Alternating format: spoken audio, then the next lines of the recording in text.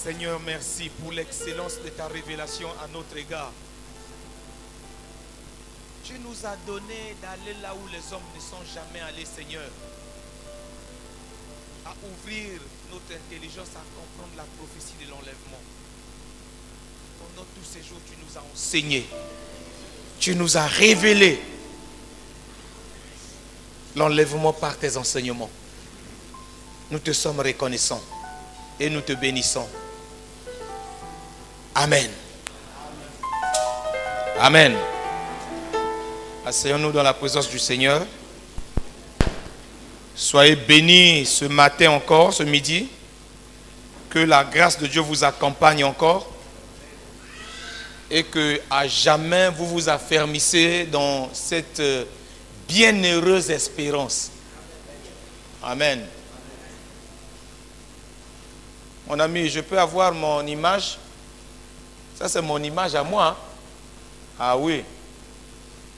Voilà. L'image là, c'est mon image. Yamam là. Yamam bala. Là, je parlais au Moré. Hein? Yamam bala, image. Alors, nous sommes dans ces temps où nous parlions de la préparation de l'épouse à l'enlèvement. Où nous avons pris depuis, ça fait presque 4 mois, hein, depuis octobre, je crois, que nous avons commencé, que le docteur a commencé à nous enseigner sur l'enlèvement, parce que vaut la vie chrétienne si à la fin, il n'y a pas ce qu'on appelle l'enlèvement, si la manifestation de la puissance de Dieu ne se démontre pas par l'enlèvement. Parce que, figurez-vous que l'image de Christ, c'est Christ est venu, la première venue, il a été enlevé par le Saint-Esprit devant les apôtres. Lisez ça dans le livre d'Actes chapitre 2, chapitre 1, au verset 8 je crois. Lisez ça là-bas, vous allez voir que Christ a été enlevé devant les apôtres. Et les apôtres sont restés dubitatifs en train de regarder comment Christ partait. Et un ange est venu leur dire, de la même manière qu'il est parti, de la même manière il reviendra. S'il revient, son domicile c'est au ciel. S'il revient, ça veut dire qu'il va repartir. Ça veut dire que l'enlèvement prend tout son sens. Et nous sommes dans cette optique-là où on a commencé à nous enseigner. Tous les jours, on nous enseigne sur ces choses. Donc ça veut dire quoi? Que si on nous enseigne ces choses, c'est que l'enlèvement n'a pas encore eu lieu. Amen. Parce qu'après l'enlèvement, on n'enseignera plus sur l'enlèvement. Tu comprends? Il faut comprendre. Il faut comprendre, hein, mes amis. Après, si vous voyez qu'on est en train d'enseigner sur l'enlèvement, ça veut dire que l'enlèvement n'a pas encore eu lieu et que c'est pour bientôt. D'accord? Donc, si je ne prends pas garde maintenant là, après l'enlèvement, il n'y a plus d'enseignement sur l'enlèvement. Donc, nous sommes, si après l'enlèvement, il n'y a pas d'enseignement sur l'enlèvement, donc ça veut dire que nous sommes dans le temps de la grâce. C'est-à-dire le temps où Dieu ouvre une parenthèse pour dire, je vais les enseigner, les préparer à l'enlèvement, à être enlevés. Amen. Alors, ça veut dire que nous sommes dans ce temps de la grâce-là et que l'enlèvement n'a pas encore eu lieu. Donc, voilà la bonne nouvelle que nous sommes venus t'annoncer ce matin, que jusque-là, tu n'es pas disqualifié pour l'enlèvement. Tu es encore qualifié pour l'enlèvement. Tu peux toujours être enlevé. Amen. Je croyais que tu allais acclamer le Seigneur.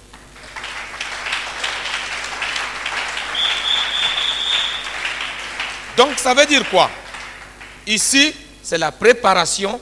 Je suis encore qualifié. Je dois me préparer. Et si je dois me préparer, ça veut dire que je dois faire attention à ma manière de vivre. Amen. Amen. Alors, nous allons prendre l'image d'une femme.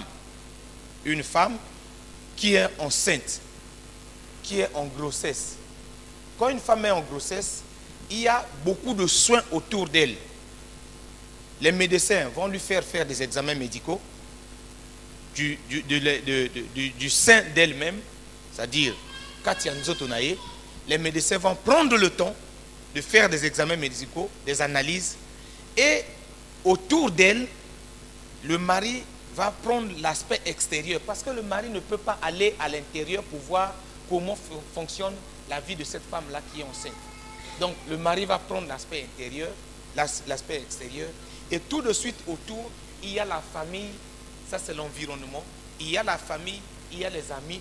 Tout le monde travaillera à ce que la femme-là accouche bien. N'est-ce pas? Parce que si on ne prend pas soin de cette femme-là qui est enceinte, on ne la prépare pas au jour de l'accouchement, il y a deux choses. Soit elle meurt, l'enfant aussi meurt, soit l'enfant meurt, on perd l'enfant et ça sera la tristesse. Amen. Amen. Vous comprenez ça? Les femmes enceintes, les femmes qui ont déjà des enfants comprennent ça. Parce que je te dis, mon frère, l'accouchement, c'est une période cruciale pour la femme. Il faut bénir Dieu chaque fois que quelqu'un dans votre église a accouché et qu'elle est vivante.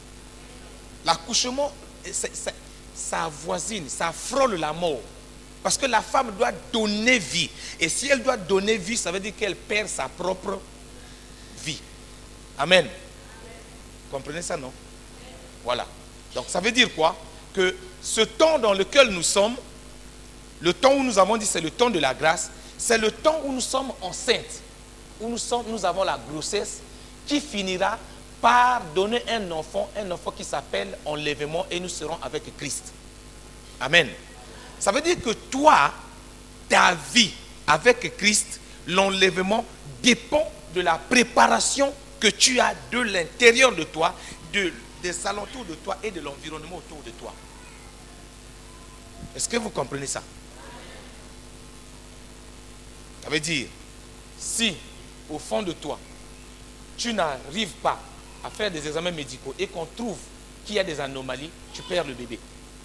Si ton mari et tes enfants autour de toi ne prennent pas soin de toi,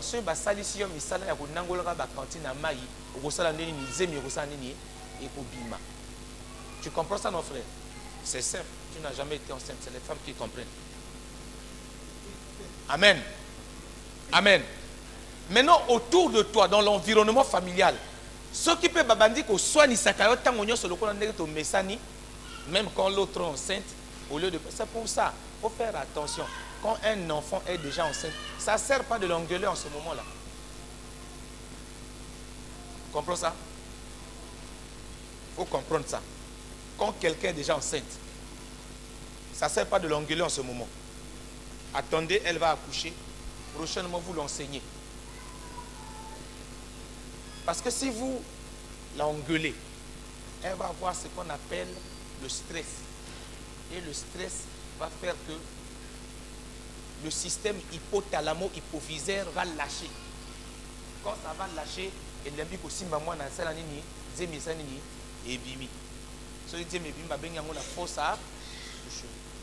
a perdu son bébé. Amen. Amen. Exactement. Avec l'enlèvement. Nous sommes enceintes. Et regardez, quand on dit que l'ange est venu et a dit à Marie, a donné la parole à Marie, dire à Marie que tu seras enceinte. En réalité, c'est quand l'ange parle là que la grossesse est rentrée. C'est la sémence qui est déposée. Amen. Donc ici, la parole, telle qu'on nous a enseigné pendant ces 3 semaines, depuis le mois d'octobre jusqu'à aujourd'hui, en fait, on nous a mis ça. On est enceinte maintenant de l'enlèvement. Est-ce que vous comprenez ça?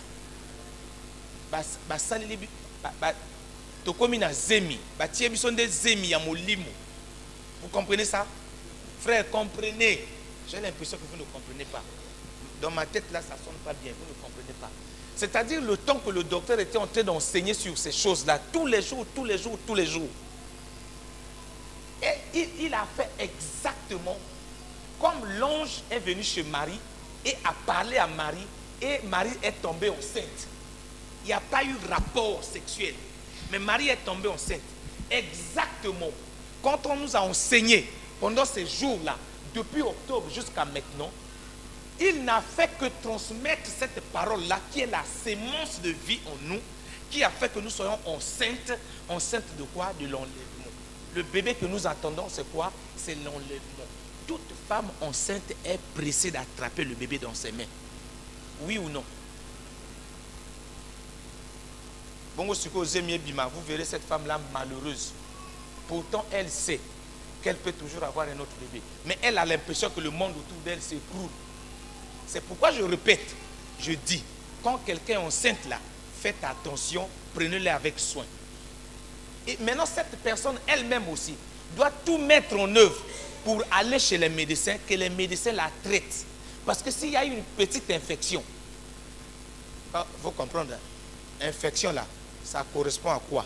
Quand vous écoutez n'importe qui, quand vous prenez les paroles des hommes, vous les mettez en vous, après tout ce temps qu'on vous a enseigné, quand vous doutez de la parole, ça c'est une infection. L'infection va pousser, c'est une infection qui va pousser à l'avortement. Une infection à chlamydia peut pousser à l'avortement. Microbe. Donc, maloba mususu ya kawana o eza lokola maloba ya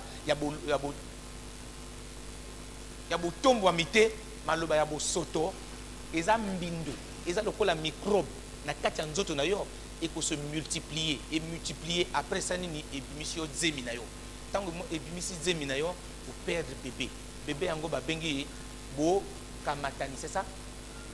Bo kamatami. Amen. Je vais dans les détails parce que j'ai l'impression que vous ne comprenez pas.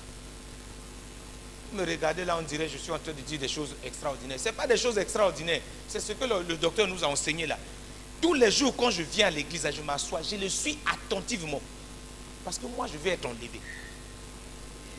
Je ne viens pas à l'église parce que je suis ministre de Dieu. Je ne suis pas là parce que je me... Non, parce que je vais être enlevé. Et je sais que ce qu'il dit là, c'est la vérité. Parce que c'est vérifié, c'est biblique. Et je suis ça. C'est comme moi, je suis enceinte, je garde bien ma grossesse. Malheur à toi, si tu viens me donner. De toute façon, ça ne rentrera pas. Amen. Amen. Donc, nous sommes enceintes, nous sommes dans une période de la préparation à l'accouchement. C'est pourquoi chacun devrait faire très attention. Tu dois faire très attention. Sinon, vous savez qu'il y a des gens qui sont mortes après avortement. Des femmes qui sont mortes parce que la grossesse, il y a eu avortement et ça a entraîné aussi la vie de cette femme-là. Elle est morte. Amen. Vous savez aussi que le fait d'avoir écouté d'autres personnes, une femme enceinte a perdu son bébé, a perdu son mariage. Vous savez aussi ça. Amen. Vous avez déjà vécu ça? Vous avez déjà vu ça? Oui ou non? Quand on parle comme ça, vous êtes timide. Je ne vais pas vous chauffer. Je vais en train de vous enseigner. Je ne vais pas vous chauffer. Amen. Amen. Donc, vous voyez ici, l'enlèvement qu'on nous a enseigné ici, en fait, c'est Dieu qui a utilisé un de nos frères. Comme il peut utiliser aussi vous, pour d'autres personnes, pour juste vous enceinter, que vous soyez enceinte de l'enlèvement, que vous ayez soif. Vous voyez, quand une femme est enceinte, elle mange beaucoup, elle a soif, elle a des appétits. Ces appétits-là, parfois ça paraît bizarre devant les gens. Et effectivement, quelqu'un qui a soif de l'enlèvement sera bizarre devant les gens. Amen. Est-ce que vous comprenez ça? Là, on ne vient plus à l'église comme tu venais avant. Et il faut savoir aussi que chaque victoire chrétienne ouvre la porte à un nouveau combat. Chaque enseignement ouvre la porte à un nouveau travail. Tu dois beaucoup travailler maintenant. Et c'est ce que nous allons faire ce matin. C'est une porte que j'ouvre comme ça. Pour que tu saches comment te tenir pour l'enlèvement. Nous allons voir l'exemple du peuple d'Israël. Un peuple que Dieu lui-même a suscité. Un peuple que Dieu lui-même a créé. C'est son peuple à lui. C'est lui qui leur a donné des prophéties, qui leur a donné tout ce qu'il fallait. Nous allons voir, comparer. Parce qu'ils ont eu la première venue de Christ. Et Jean-Baptiste nous a dit qu'il y a une deuxième venue. Or, un jour, un homme de Dieu était en train d'enseigner dans une église. Il a dit le ministère que nous avons maintenant, c'est exactement le ministère de Jean-Baptiste. Parce que nous préparons la deuxième venue de Christ. Nous préparons la deuxième venue de Christ. Ça veut dire qu'il y a eu une première venue. Mais nous allons voir des gens qui, la première venue, n'ont pas compris. Est-ce que nous sommes dans ce cas-là? L'église actuellement paraît comme une église. Hein, l'église actuellement, c'est comme s'il rêve. Non, Jésus vient bientôt. Jésus vient bientôt. On ne comprend pas pourquoi. Voyons l'exemple du peuple d'Israël. Amen. Prenons l'exemple du peuple d'Israël. Allons dans le livre de Matthieu chapitre. Gardez ça en tête. Hein. Chaque fois que vous serez à la maison, représentez-vous cette image-là. Chaque fois quand je pense à cette image, je tremble. Même au bureau, je tremble. Je trouve, ah, c'est si proche comme ça. Gardez cette image en tête. Matthieu chapitre 2. Allons là-bas.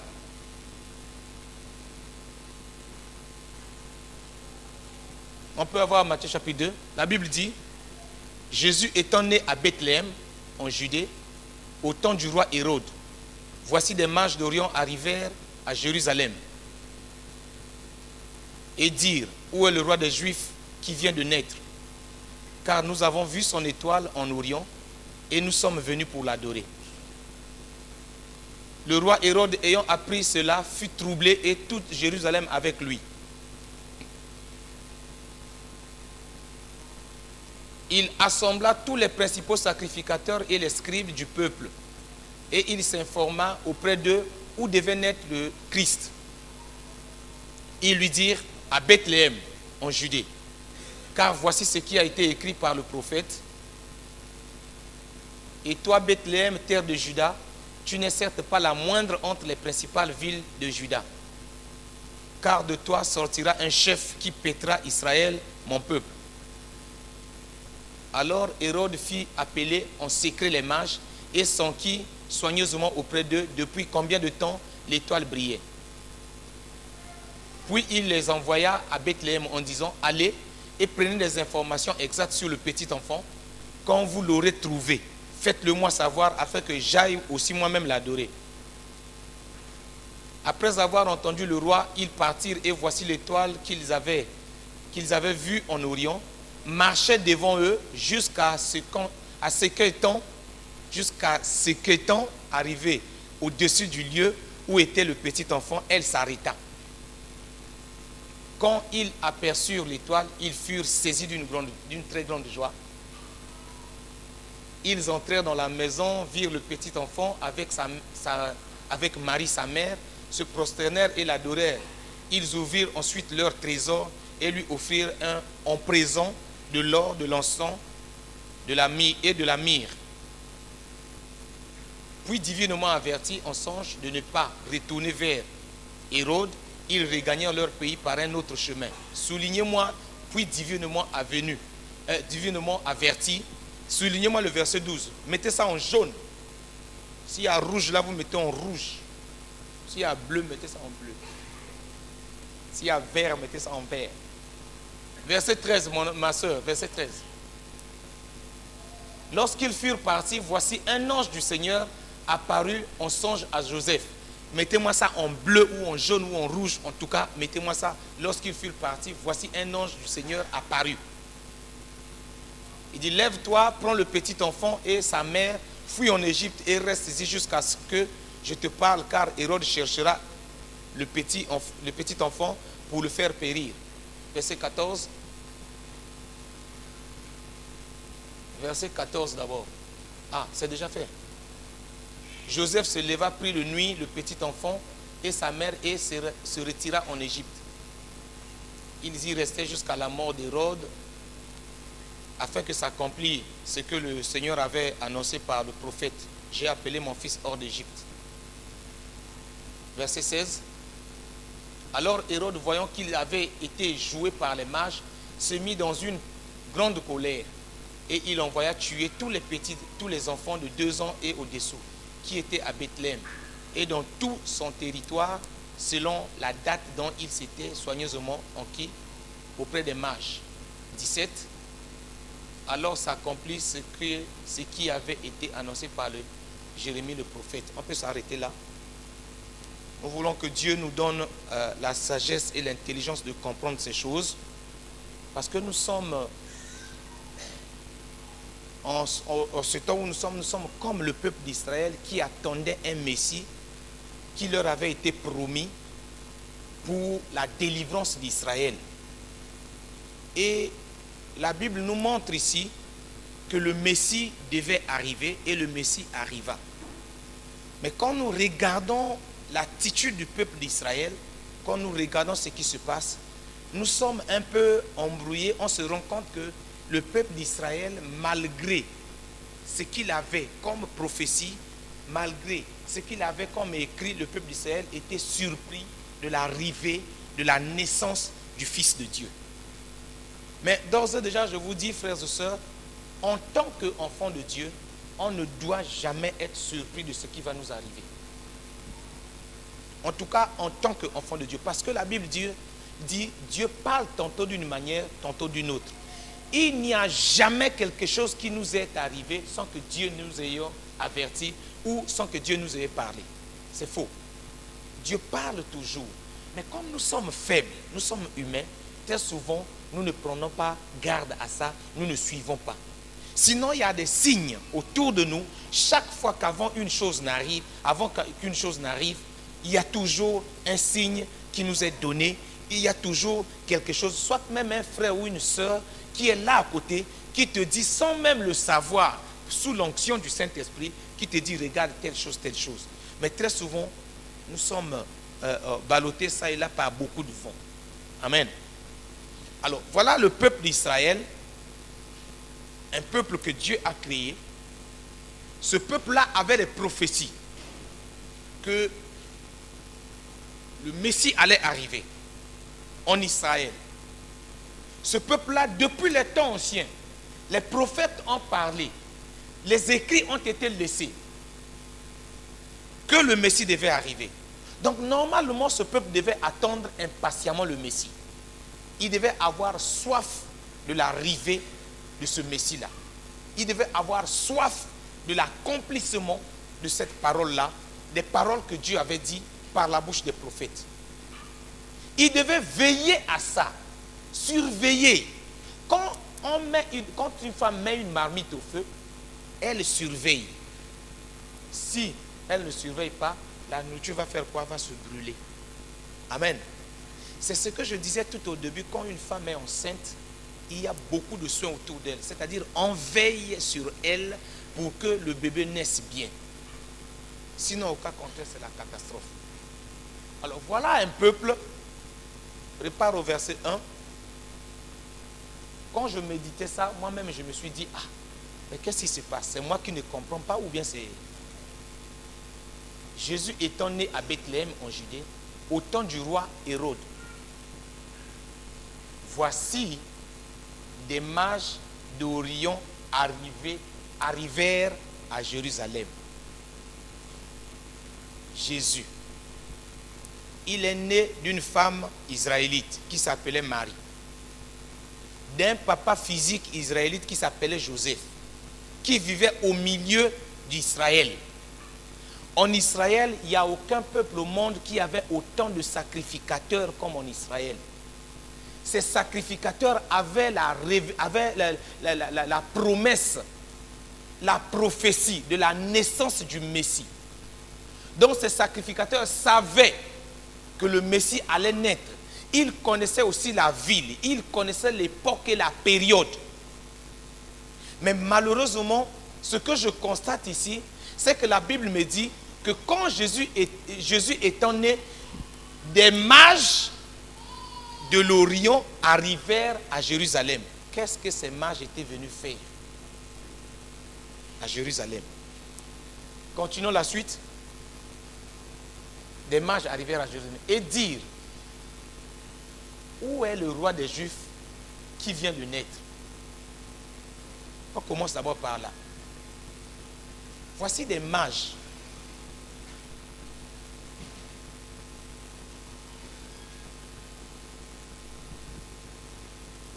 Il y a quelqu'un là qui est en train de m'embrouiller. Elle est en train de m'embrouiller. C'est une jeune fille. Elle est en train de m'embrouiller. C'est pas gentil. Il faut lui dire c'est pas gentil. Parce que sinon je vais la prendre par la main. Parce qu'on nous a dit ici que c'est le ministère de Jean-Baptiste. C'est une jeune fille. Elle est en train de m'embrouiller. Elle est par là. Chaque fois quand je veux démarrer là, elle me pousse quelque chose. C'est pas bien. Il faut laisser, hein. Laisse, hein, sinon tu vas avoir honte. Voilà des mages qui arrivent. Au lieu que ce soit le peuple d'Israël, c'est des mages qui arrivent pour dire où est le roi des Juifs qui vient de naître. C'est étonnant que dans une église où vous avez la révélation, la prophétie vous est ouverte. La prophétie est ouverte. La révélation est là. On vous donne la révélation. Vous avez la vision. Mais des gens qui viennent de l'extérieur viennent pour vous dire des choses que vous devez leur expliquer.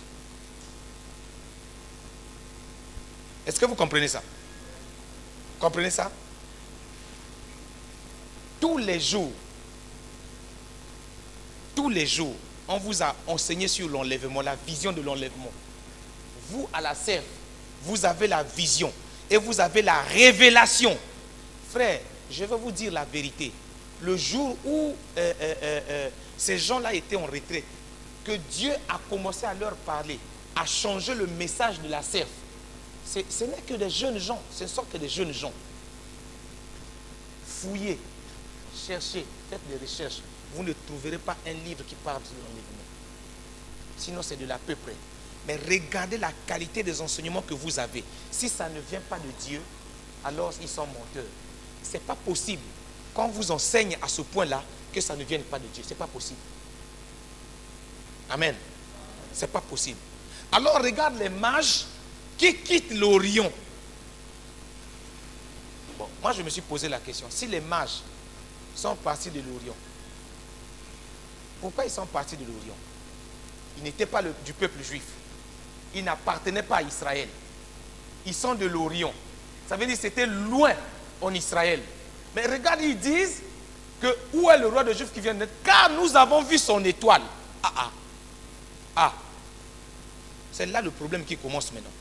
Comment nous à la CEF, nous qui avons la vision sur l'enlèvement, comment quelqu'un va venir d'une autre église pour venir nous dire que le Seigneur vient bientôt? Comment? Posez-vous la question. S'ils ont vu l'étoile en Orient, ça veut dire que l'étoile n'a pas paru à Jérusalem ou c'est apparu en Orient. C'est ça, non? Posez-vous la question. Pourquoi l'étoile? Pourquoi ils ont vu l'étoile en Orient? Amen. Amen. Réveillez-vous. Réveillez-vous. Réveillez-vous. Mon ami, il faut prier pour ces gens-là. La jeune fille, maintenant, elle s'est tournée maintenant vers les gens. Elle est en train d'embrouiller les gens. Elle est en train de faire assoupir les gens. Si tu n'arrêtes pas, je vais t'attraper par la main. Tu entends? Si tu n'arrêtes pas, arrête de faire assoupir les gens. C'est pas gentil. Arrête de faire assoupir. Elle est en train, vous ne sentez pas qu'il y a une torpeur qui arrive là? Arrête. Arrête. Arrête, hein. Voilà des mages qui vivent en Orient. Ils ont vu l'étoile de Dieu en Orient. Au lieu que l'étoile ne paraisse à Jérusalem, puisque c'est Jérusalem où se trouve le Fils de Dieu. Mais l'étoile n'a pas paru à Jérusalem, est partie paraître en Orient. Ça ne vous dit rien? Pourquoi Dieu, le Dieu qui a suscité Israël, le Dieu qui a créé Israël, le Dieu qui est le maître d'Israël, c'est lui le Dieu d'Israël. Pourquoi ce Dieu-là ne va pas révéler aux Israélites l'apparition de l'étoile? Pourquoi il va aller mettre cette étoile-là en Orient? Pourquoi? Alors qu'en Orient, c'est des sorciers qui sont là-bas, c'est des magiciens, c'est des astrologues. Les astrologues, ce sont les gens qui étudient les astres. Comme toi, tu aimes les horoscopes, là, c'est eux. Arrête d'aimer les horoscopes. Si tu aimes les horoscopes, toi tu es Gémeaux, lui il est Poisson, l'autre est Capricorne, l'autre est Scorpion, tu as Taureau, Poisson. Toi tu as déjà vu quelqu'un qui va s'identifier à un Poisson et un Taureau. Il faut arrêter ça. Il faut arrêter ça. Arrête d'être horoscope. Donc ça, ce sont tes amis. Amen. Donc, ça, ce sont tes amis. Donc ces gens-là, qui n'avaient rien à voir avec Dieu, qui n'avaient rien à voir avec la prophétie des Écritures, qui n'avaient même pas les Écritures avec eux, ils ont vu l'étoile. Attention à vous quand vous jugez les gens. Attention à vous, vous qui jugez les gens. Ils n'avaient rien à voir avec ce qui est de Dieu. Ce n'étaient pas des chrétiens. C'est des gens qui vivaient dans le désert. C'est des gens qui vivaient loin de la présence de Dieu. Mais ils ont vu l'étoile. Entre-temps, ils arrivent à Jérusalem. À Jérusalem, Jérusalem est étonné. On vient leur demander où est le roi de Juifs qui est né. À Jérusalem, on ne savait pas. Alors qu'ils avaient les Écritures, alors qu'ils avaient la prophétie, alors qu'ils avaient Dieu avec eux. Mais ils ne savaient pas que le Fils de l'homme est déjà né. La première venue de Christ a été une surprise pour Israël. Fais gaffe à toi, que l'enlèvement ne soit pas une surprise pour toi. Jusqu'à aujourd'hui, l'enlèvement n'a pas encore eu lieu. Parce que nous sommes en train de prêcher sur l'enlèvement. Le jour où on arrêtera de prêcher sur l'enlèvement, ça veut dire que l'enlèvement a déjà eu lieu. Il n'y aura plus de sens. Il faut faire très attention. Il faut faire très attention, mon ami. Le peuple d'Israël n'a pas reconnu la naissance du Messie. C'est exactement comme nous ici à la Sève. Ce n'est pas pour rien que Dieu a voulu que nous revenons sur ça. L'homme de Dieu avait déjà, le docteur avait déjà enseigné ici un jour sur la direction divine. Oui ou non? Oui ou non? On peut avoir tout ce qu'on a, on peut avoir les révélations, on peut avoir la vision, on peut avoir... Si vous n'avez pas la révélation, si Dieu ne vous éclaircit pas la révélation, vous n'êtes rien. C'est pourquoi arrêtez-vous. L'enlèvement n'est pas une chose physique. Ce n'est pas une chose matérielle. L'enlèvement est spirituel. Arrêtez-vous. Si vous ne marchez pas par l'esprit, vous ne comprendrez jamais ces choses-là. Dieu a démontré ici qu'Israël ne marchait pas par l'esprit. Israël ne vivait pas par l'esprit. Israël était assis sur la lettre. Or, la Bible nous dit que la lettre tue. Et l'esprit, vous savez ça. Regardez le comportement des gens d'Israël. Des gens venus d'Orient, des gens qui n'ont rien à voir avec ces choses-là, vont venir vous enseigner ces choses. C'est pourquoi Dieu disait, la Bible disait, dans la Bible, vous lisez là-bas dans le livre de Luc, il dit, les enfants de ce monde sont plus intelligents dans les affaires que les enfants de la lumière. C'est très dangereux, c'est compliqué. Je prêche ici, je prêche, mais je n'ai rien à voir avec ce qui est de Dieu. La Bible dit quoi? Que, car nous avons vu son étoile en Orient, et nous sommes venus l'adorer. Les étoiles paraissent où? Les étoiles paraissent où? Et les étoiles sont sur la terre ou bien au ciel? S'ils ont vu, c'est que leurs yeux étaient comment? Leurs yeux regardaient quoi? Pourquoi les enfants d'Israël n'ont pas vu? Leurs yeux regardaient quoi? C'est dur, hein? Leurs yeux regardaient les offrandes. Amen. Tu comprends? Leurs yeux regardaient les offrandes. Leurs yeux regardaient le sac Louis Vuitton. Les enfants d'Israël, leurs yeux ne regardaient pas le ciel, mais regardaient le sac Louis Vuitton. Vuitton. Je vous parle à vous. On vous enseigne ici tous les jours sur l'enlèvement. Vous vous amusez. Vos yeux ne regardent pas au ciel. Regardez maintenant une chose encore. Pendant que les gens sont venus, quand les mages sont venus, pendant que les mages parlaient, l'étoile était où? En Orient ou bien à Jérusalem? Hein? Regardez. Si vous lisez la suite, on dit que pendant que les mages marchaient, l'étoile les a... Donc, quand ils sont arrivés à Jérusalem, l'étoile était où? Était où? À Jérusalem. Regardez le comportement des gens de Jérusalem. Continue, ma soeur. Continue là-bas. Le roi Hérode, ayant appris cela, fut troublé. Et tout Jérusalem avec lui. Continue. Il assembla tous les principaux sacrificateurs. Tu vois, il fait un rassemblement pour savoir si c'était vrai. Attends.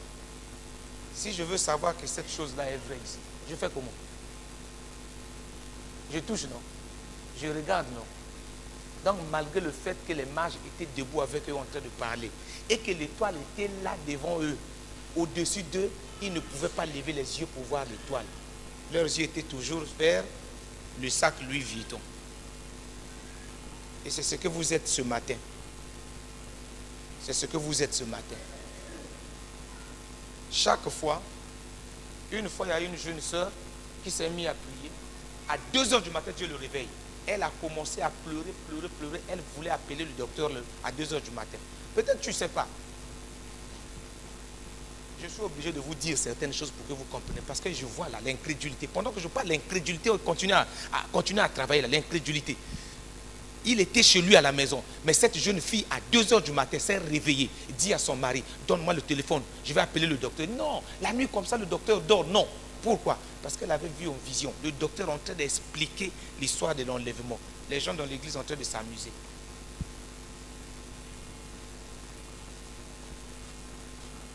Ça vous dites pas amen, hein?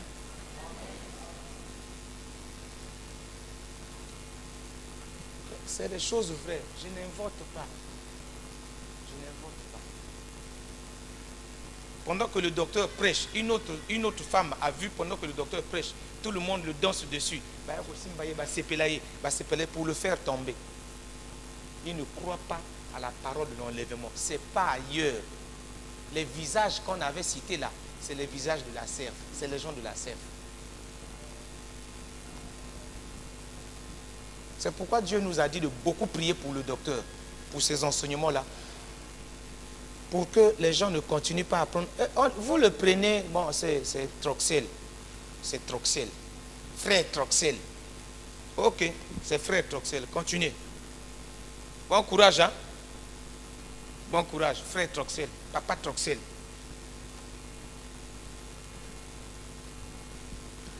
Quand je commence à parler comme ça là, tout le monde. Ah, tu vois. Amen. Bon, nous on est comme ça, hein. Excusez-moi, je fais mon travail, c'est comme ça. Même si je ne veux pas là, l'esprit va me pousser à faire ça. Amen. Ah bon, elle a laissé. Elle s'est calmée. Elle a laissé. Amen. Donc les mages sont venus pour dire à Jérusalem, voici le roi des Juifs dont on parlait est arrivé. Comment ça? Comment nous qui devons avoir, comment nous qui avons toutes les données, et les gens viennent d'ailleurs pour nous donner la révélation. Israël n'avait pas la révélation de la venue de Christ. Mamma mia. Israël n'avait pas la révélation de la naissance de Christ, alors qu'ils avaient tout. La Bible dit qu'il a rassemblé tous les sacrificateurs. Quand il les a rassemblés, quand Hérode les a rassemblés, ils lui ont dit oui, les prophéties disent ça. Donc ils avaient la prophétie, ils avaient la lettre, ils avaient les écritures, mais ils ne croyaient pas en ces écritures-là. Ils étaient aveuglés. Le peuple d'Israël était aveuglé, tout comme l'église d'aujourd'hui. Malgré les enseignements, malgré tout ce qu'on dit, vous êtes aveuglés.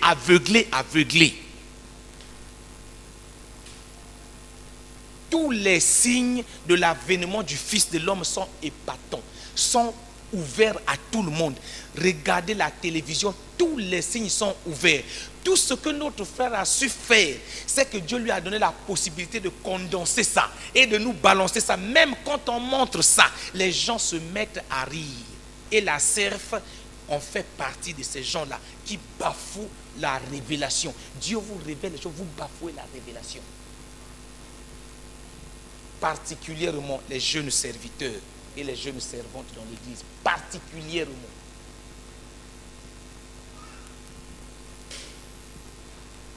C'est bon là? C'est bon frère? On peut continuer? 21 jours de jeûne prière. Malgré ces enseignements-là, tu es resté à ta place, aveuglé comme Hérode. Hérode ne voyait pas. Hérode ne comprenait pas. Pourtant, en ce temps-là, tout le monde allait au temple. En ce temps-là, tout Jérusalem allait au temple. Mais malgré le fait qu'Hérode allait au temple tous les jours, tout le monde qui allait au temple, Hérode, la Bible dit que Hérode ne savait pas. Il n'avait pas la révélation des Écritures. Frère, la révélation est donnée par le Saint-Esprit. Si vous mettez le Saint-Esprit à côté, l'enlèvement n'a pas de sens pour vous. Parce que l'enlèvement, ça se fait par la puissance du Saint-Esprit. Vous entendez? Comprenez ça, mes amis. Comprenez ça. Hérode, la Bible dit, verset 5, frère, ma soeur, verset 5. Il lui dit à Bethléem, regarde, on révèle même à Hérode où devait naître Christ. alors qu'il est en Israël, il est roi d'Israël, censé connaître l'histoire d'Israël. C'est comme toi et moi aujourd'hui. Nous sommes censés connaître tous les versets. Quand même quelqu'un passe ici, à Yeboté, à Saliboué, à Saliboué. Mais quand il s'agit de la révélation de Christ, nous n'avons pas la révélation de la venue du Fils de Christ. C'est compliqué. Comment je sais que nous n'avons pas la révélation? Parce que nous continuons à mentir. Parce que nous continuons à calomnier. Parce que nous continuons à vivre dans l'impudicité, dans la sexualité à outrance, au point que dans l'église, on arrive à comment on dit ça? Il y a un mot là où on utilise à harceler. On harcèle quelqu'un. On harcèle les jeunes garçons pour qu'on se marie. Dans l'église de Christ, là où on vient pour se préparer à l'enlèvement. Comment je sais que jusqu'à aujourd'hui nous n'avons pas la révélation de ces choses? Parce que je continue à entendre des insultes les uns contre les autres, les ennemis les uns contre les autres, les gens qui n'aiment pas. Comment des enfants de Dieu qui ont la révélation peuvent-ils marcher comme ça?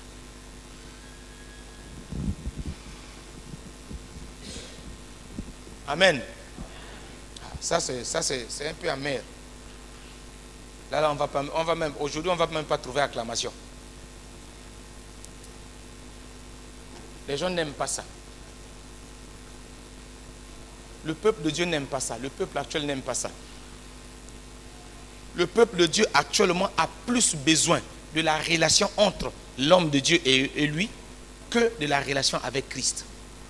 Tout le monde se rue à avoir des bonnes relations avec les hommes de Dieu. Tout le monde se rue à avoir un bon sourire avec l'homme de Dieu. Un homme de Dieu ne peut rien te donner. Un homme de Dieu n'a pas de paradis. Là où il va te mettre, celui qui a le seul paradis pour te mettre, c'est Jésus-Christ. Si tu perds ta relation avec Jésus-Christ, si tu n'as pas la révélation de sa venue, si tu n'as pas la révélation de son retour, mon ami, tu n'as qu'à être l'ami du pasteur, tu n'as qu'à dormir dans le lit du pasteur, tu vas rester. Comprenez ça? Tu n'as qu'à être l'ami de Bakambi. Tu vas rester. Et c'est ce que nombreux ici. Si Christ vient aujourd'hui, tu vas rester. Nombreux d'entre nous ici. Nombreux. La relation que nous avons, c'est avec le pasteur Denis. Parce qu'on pense que c'est lui qui a le paradis. Il n'a pas le paradis. Il n'a même pas la clé du paradis. Lui-même, il se bat à être enlevé. Combien de fois toi et moi?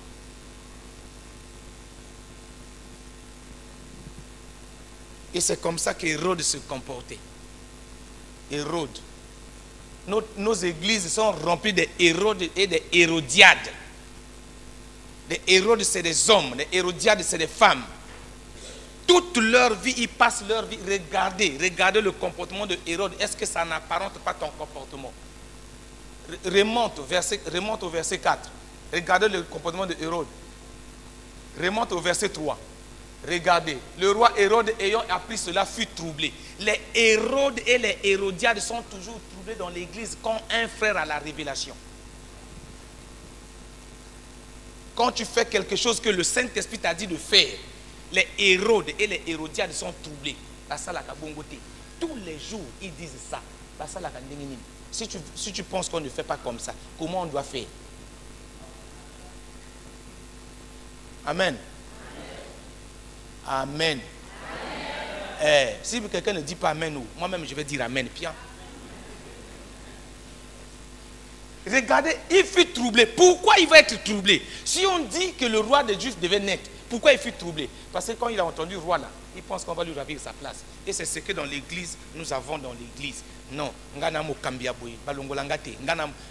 c'est pas ça qui va te faire entrer au ciel. Au point que dans l'église, on donne même du poison aux autres. Dans l'église aujourd'hui, on peut empoisonner quelqu'un. Parce qu'on veut rester à la place. L'église n'est pas un centre de promotion. Là où vous avez la promotion, la seule promotion que vous avez dans l'église, c'est l'enlèvement. Écoutez-moi, écoutez-moi, écoutez-moi. Écoutez-moi, ce n'est pas l'armée où on donne des galons. Dans l'église, on ne donne pas des galons aux gens. Vous entendez? Il faut que les pasteurs qui sont à l'internet m'écoutent. Vous qui avez l'habitude de voir l'internet, écoutez, l'église n'est pas un centre de promotion. L'église, c'est là où on vient préparer les gens à l'enlèvement. Aujourd'hui, nos églises sont remplies de gens jaloux les uns les autres. Comment vous allez préparer l'enlèvement? Comment vous allez être enlevé? Ils se battent même. C'est ce que Hérode fait. Il était troublé. Qu'est-ce qui peut me troubler si on me dit que non, le Seigneur revient bientôt? Qu'est-ce qui peut le troubler? Et tout Jérusalem avec lui était troublé. Tout Jérusalem. Alors, les gens qui ne marchent pas par l'esprit, qui n'ont pas la révélation, sont capables. Ils sont, je ne sais pas quelle onction ils ont. C'est l'onction diabolique. Ils ont la facilité d'assembler les gens. Il a rassemblé les principaux sacrificateurs. Ça, c'est le premier type d'homme. Hérode a rassemblé les principaux sacrificateurs. Pour faire quoi? Pour leur demander. Et c'est ce que nous vivons chaque jour dans les églises. Nous rassemblons. Quand un frère a la révélation, quand un frère est en train d'avancer, au lieu de mettre vos genoux à terre pour prier pour lui, non, vous ne faites pas ça. Vous rassemblez les gens, vous le murmurez. Vous murmurez contre lui. Vous le critiquez, vous l'insultez, vous le découragez. Tout est mis en œuvre pour décourager.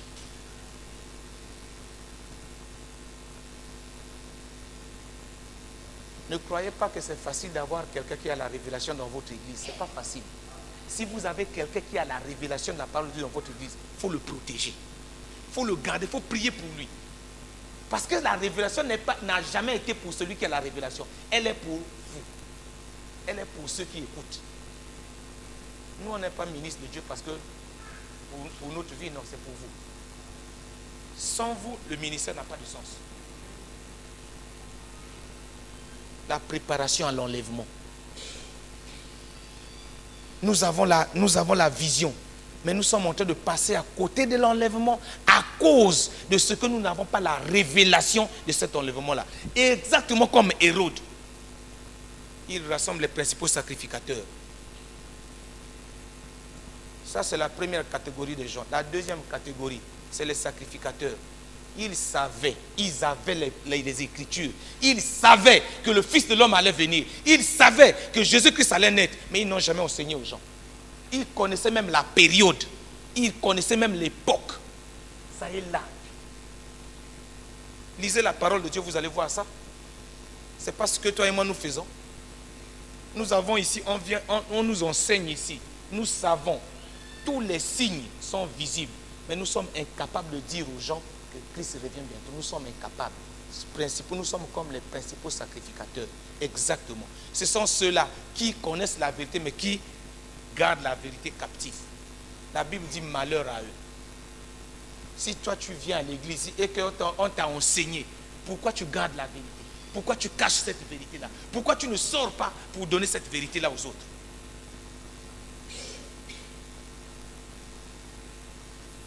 Amen. Nous sommes à la fin. Je disais que nous sommes à la fin des 21 jours. Nous ouvrons un autre chapitre de la préparation à l'enlèvement. Il dit, il s'informa auprès d'eux où devait naître le Christ. La suite, verset 5. Ils lui dirent à Bethléem, verset 6. Ils ont donné la prophétie. Alors Hérode fit appeler en secret les mages. Ça, c'est le comportement des gens rusés. Quelqu'un qui est rusé aime toujours les petits secrets. Quelqu'un qui est rusé aime toujours des petits secrets. Et dans l'église, il y en a plein. Plein comme ça. Femmes comme hommes, ils aiment des petits secrets. La naissance de Christ, le retour de Christ, c'est évident. Si vous cachez ça, pourquoi? Oh, il est démontré que ce qu'on cache, c'est ce qui est mauvais. C'est parce que nos actions sont tellement mauvaises qu'on cache ces actions-là. Dis-moi, moi, amen, seulement.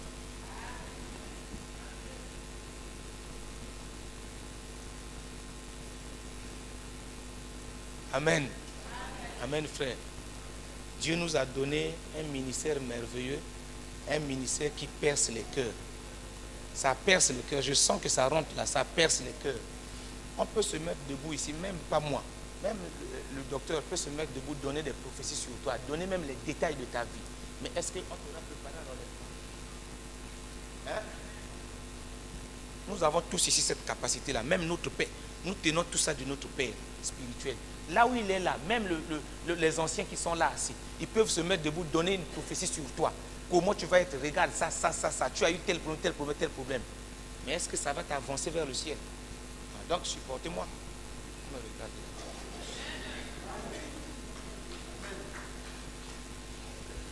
Supportez-moi.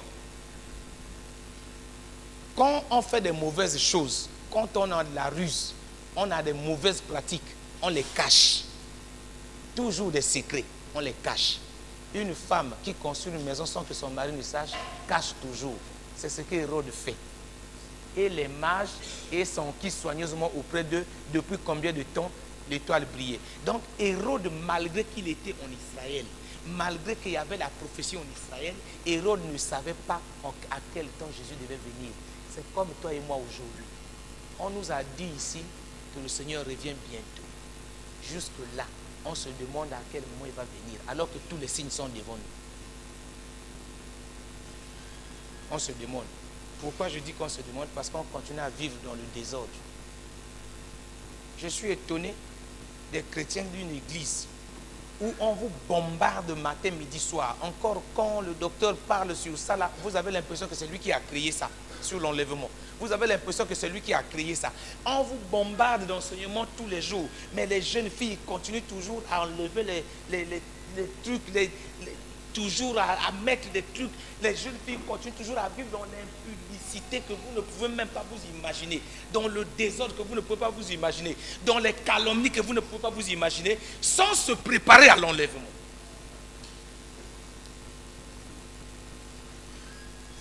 Comment vous faites? Comment vous allez être enlevé?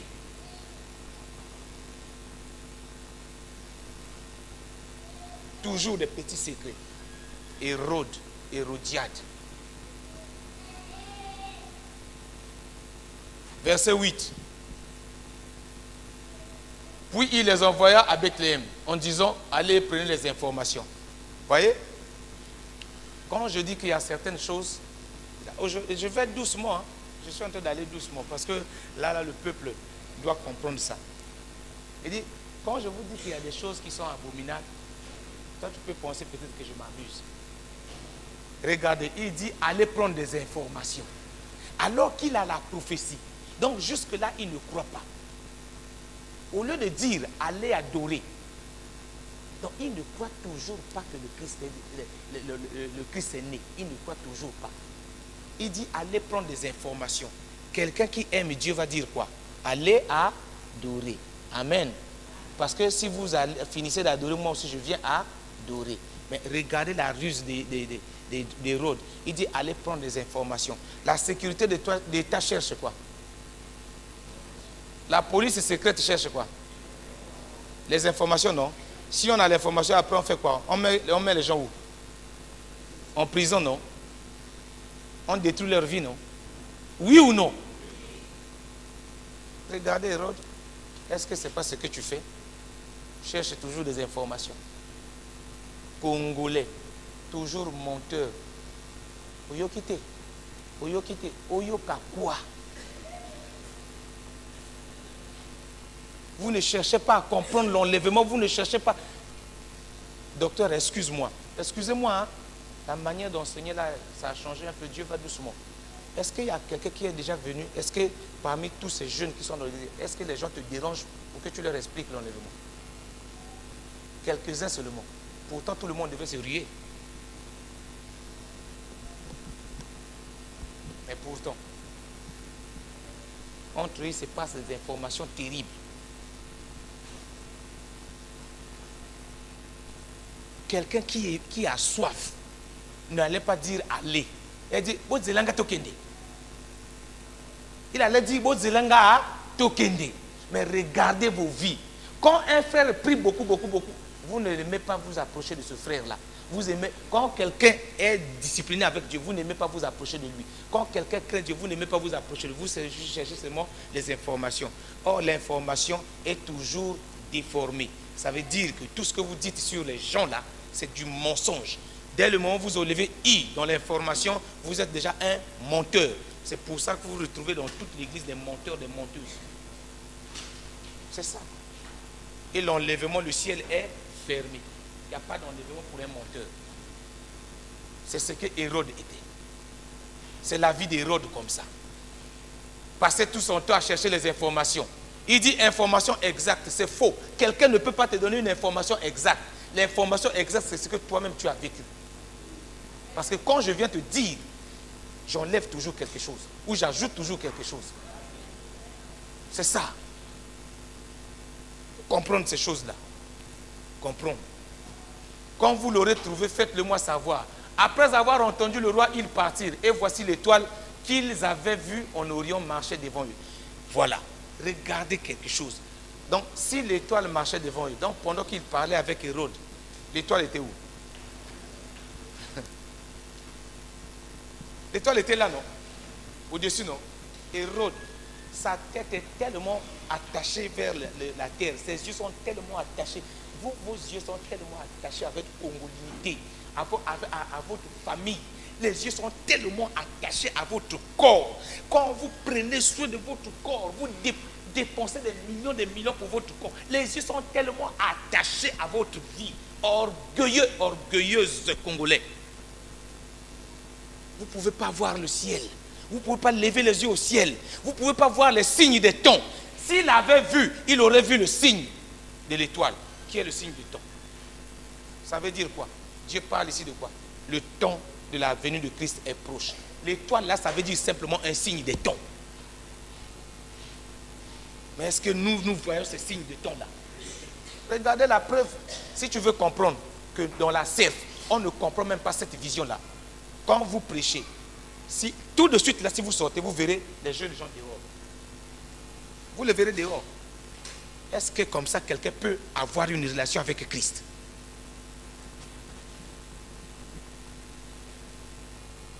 Ou bien ils viennent seulement là, toyoki, après on repart à la maison. Demain vous revenez, après demain vous revenez. Vous revenez. Vous avez la lettre. Vous avez la lettre avec vous. Non, on va à l'enlèvement, pendant que les autres font quoi? Avancent. Nous prions ici le vendredi passé, quand Dieu a ouvert les yeux d'une sœur pour montrer que la pluie, il y avait une grande pluie, mais les gens étaient à côté de la pluie. Les gens ne sont pas dans la pluie, donc ils ne se mouillaient pas, mais ils sont à côté. Réfléchissez vous-même. Si je ne me mouille pas et que je suis à côté, donc je fais quoi? Je suis dans la distraction. Le peuple d'Israël était dans la distraction totale. Le Fils de l'homme est arrivé. Eux, ils étaient dans la distraction totale. Ils ne savaient même pas que le Fils de l'homme est arrivé. Il fallait que des gens, des païens, des gens venus d'ailleurs viennent leur dire que le Fils est né. Et ils vont l'adorer avant lui. Frères et sœurs, gênez-vous. Je me demande quel genre de chrétiens nous sommes. Nous avons la révélation ici. Nous savons que le Christ revient bientôt. Mais nous ne l'adorons pas. Les gens qui viennent d'ailleurs viennent dans la serre. Ils sortent. Ils ont créé une cellule à l'extérieur. Aujourd'hui, à l'université, à la faculté de médecine, il y a une cellule d'intercession pour l'enlèvement. Et des jeunes gens qui sont venus ici, dans la serre, qui ont vu les images, qui sont partis, ils ont créé une cellule. On ne parle pas enfin, on parle avec des preuves. Entre-temps, si le Seigneur revient, lesquels vont aller avant? Ce sont eux. Nous ici, on reste. Simplement parce qu'on est distrait. On est dans la distraction. La preuve, regarde, même quand on enseigne la parole de Dieu. Les gens ont le téléphone en main. Ils lisent des messages. Ils envoient des messages. Maman, tu n'as qu'à taper les mains. Les gens, ils ne vont pas aimer ça. Tape pour toi les mains. Dieu te bénit. Les gens n'aiment pas ça. Est-ce que je mens? Est-ce que quand on prêche ici, il n'y a pas des gens qui s'amusent avec le téléphone là?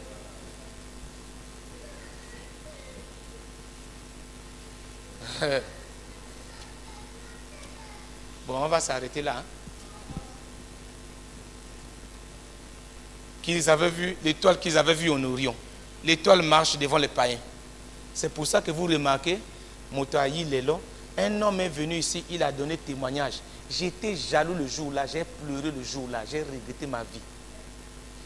Il a rencontré le pasteur, il était en prison. il a rencontré le pasteur Denis et a dit au pasteur Denis, si tu pries pour moi et que je sors de la prison, si je trouve du travail, ton Dieu sera mon Dieu. Pour la première fois qu'il a rencontré l'homme de Dieu. Tu sais quoi? L'homme de Dieu a prié pour lui. Le gars est sorti de prison miraculeusement. Les juges ont vu, ils ont dit, oh, mais non, il ne doit pas être en prison. Non, il doit sortir de prison. On l'a sorti de prison. Vous entendez? On l'a sorti de prison. Combien d'entre vous êtes dans les prisons de Satan? Jusque là, ça fait longtemps, vous venez là, vous ne sortez pas des prisons de Satan. Combien? Combien sont possédés ici? Les démons ne sortent pas.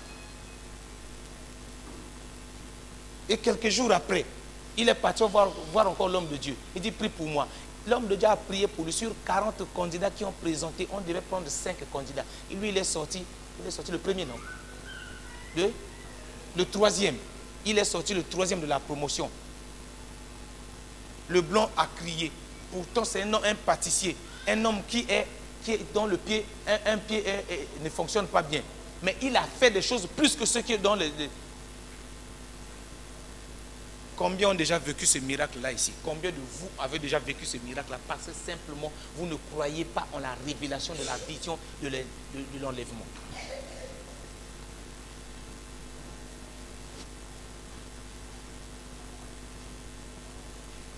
Je nous interpelle aujourd'hui. C'est un chantier que nous ouvrons. On a beau nous enseigner sur l'enlèvement. Mais si nous ne mettons pas en pratique, si nous n'avançons pas, frères et sœurs, je vous assure, rien ne marchera. Et ça, pourquoi? Parce qu'on met le Saint-Esprit à côté. Regardez maintenant l'objectif. Tout ça, ce que je dis là, c'est pour vous embrouiller, pour vous attirer votre attention. Regardez, le vrai, ce que Dieu attend de vous. Vas-y frère, ma soeur, vas-y. Repars au verset 9 là. Vas-y. Verset 10. Verset 11. Verset 12. Voilà. Les mages, ils continuent leur histoire. Ils ont fini d'adorer parce qu'ils avaient vu l'étoile. Quelqu'un qui n'a pas vu l'étoile ne peut pas adorer. Tant que tu n'as pas vu, tu ne peux pas adorer. Nous n'arrivons pas à adorer parce qu'on ne voit pas. On est aveugle, spirituel. On ne voit pas. Or, quelqu'un, quand il voit, il comprend. Amen. Quand tu as vu, tu comprends. Tu ne peux pas adorer. Tu ne peux pas marcher dans la sanctification parce que tu n'as jamais vu. Tu n'as jamais compris. La révélation n'y est pas. Tu n'as pas de révélation. C'est pourquoi il faut t'agenouiller. Fandaba la kisayon de nzabo nzambe. Osala blablabla te. Osala monokoka ya pamba. Fandaba la kisayon bunzambe. Yolo lendo a pamba eloko bunzambe ezati fanda balakisa yo bato bazalia ba ulakso bunzambe tango miso ko fongwama omoni obondeli tango obondela pe makambo salami. Amen. Il dit puis divinement averti en songe. Ah, donc Dieu parle alors. Regardez frères et sœurs, ça donne de la jalousie. Dieu laisse Israël, laisse les sacrificateurs pour aller parler à des gens qui ne le connaissent pas. C'est pour ça que Dieu est en train de passer par d'autres personnes. Au lieu de passer par toi, Dieu est en train d'utiliser d'autres personnes et la vie est en train d'aller de l'avant. Toi, tu restes là. N'a-t-il pas dit que les païens vont enseigner les chrétiens? Regardez, divinement averti. Donc Dieu parle. Le Saint-Esprit parle. Le Saint-Esprit enseigne. Dit aux mages, ne repartez pas par là. Quand vous vivez par la communion du Saint-Esprit, quand vous vivez de la communion avec le Saint-Esprit, vous êtes avertis de tout ce qui vous arrive. C'est ce que je disais. Depuis le début, c'est ce que je disais. Il est impossible que quelque chose arrive dans ma famille sans que je le sache. Même dans ma belle famille, je sais toujours. Il y a des signes. Il y a des signes, mes amis. Il y a des signes. Quand vous n'êtes pas en communion avec le Saint-Esprit, ne rêvez pas de l'enlèvement. Ce matin-là, je disais ça au docteur, ce matin, j'ai vu une jeune fille, j'ai vu sa mère, j'ai vu sa soeur, je les ai vus aligner venir à l'église à 5 heures.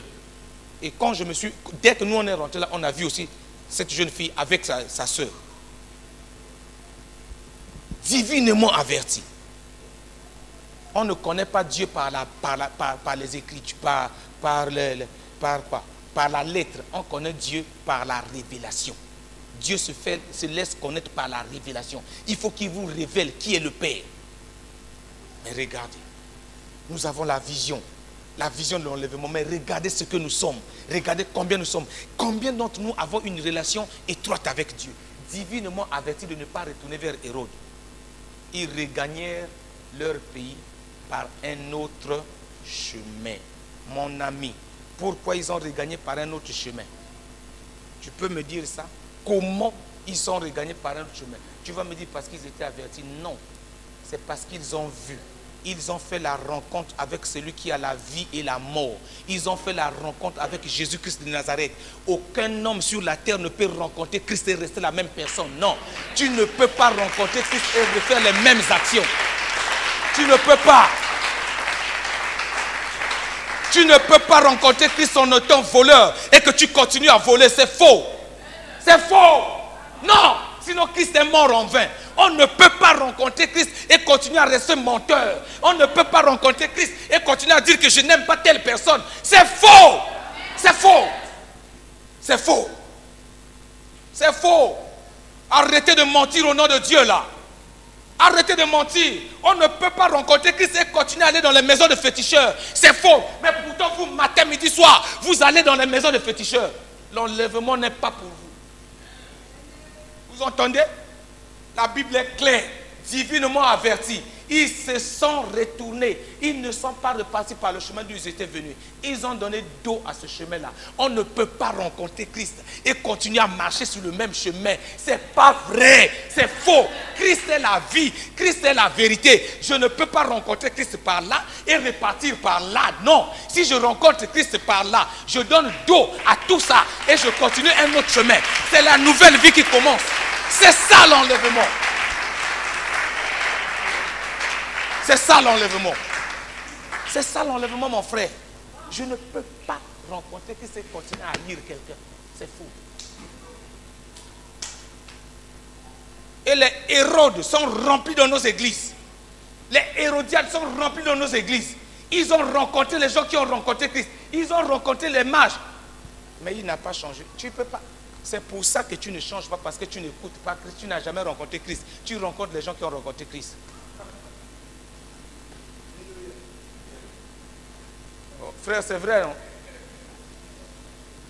non?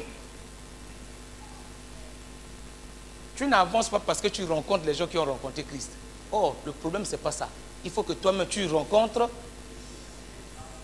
Si tu rencontres Christ, il te transforme. Si tu étais venu extropié, quand tu le rencontres, tu es droit. Si tu étais venu droit, tel que je marche, si tu le rencontres, tu vas repartir extropié, tu es brisé. C'est pour ça que nombreux d'entre nous ici, nous ne sommes même pas brisés. On n'est jamais passé par le brisement.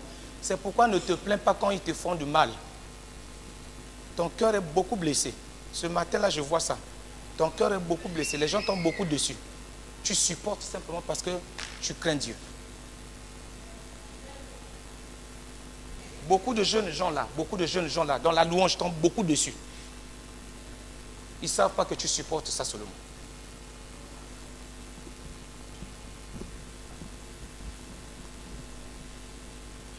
Tu voulais la prophétie, non?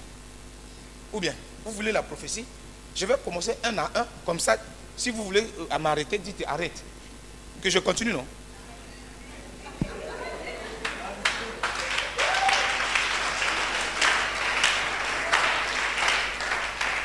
On ne peut pas rencontrer Christ et rester la même personne. Ça veut dire quoi? C'est ce que Jean-Baptiste a prêché. Changez de comportement. Répentez-vous, car le royaume des cieux est proche. C'est ce que les mages ont fait. Ça veut dire quoi? Que les mages ont cessé d'être des mages. Ils ont cessé d'être des mages. Ils sont devenus des adorateurs parce qu'ils ont rencontré le Fils. Ils sont venus mages, ils ont adoré.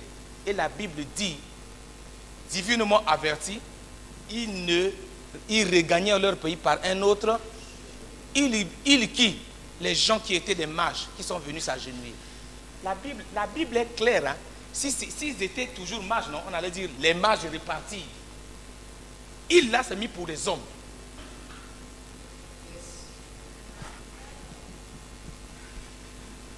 Laisse le Saint-Esprit, il va t'expliquer ça. Ne me regarde pas, ce n'est pas la magie. C'est le Saint-Esprit qui me dit ça tout de suite là. Je dis là, c'est mis pour les hommes, pas pour les mages. Amen. La repentance. Malgré tous les 3 semaines de l'enseignement, ce que Dieu te demande aujourd'hui, ce que Dieu te demande, c'est ce que Dieu t'a dit. Abandonne tes pratiques mauvaises. Abandonne la sorcellerie. Abandonne tout. Répands-toi. C'est encore possible. Le ciel est encore ouvert pour toi. Réponds-toi. Tu entends ça? Est-ce que tu entends ça? Il y a une dame dans cette église qui a reçu le message clair de dire au peuple de Dieu, répentez-vous. Dieu est encore là pour vous.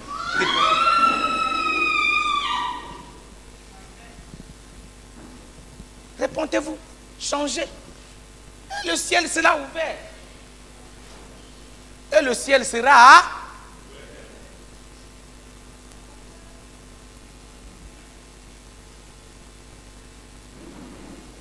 Je sens l'esprit de la prophétie qui est en train de descendre là. Je sens l'esprit de la prophétie qui est en train de descendre.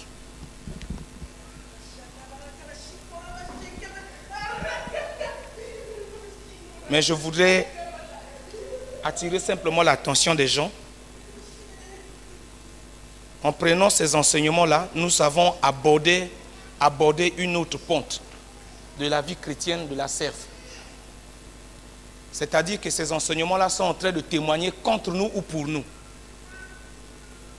C'est-à-dire que si nous ne prenons pas au sérieux ces enseignements-là, si nous ne changeons pas, ces enseignements-là que nous avons eus pendant tout ce temps-là vont nous condamner. Amen.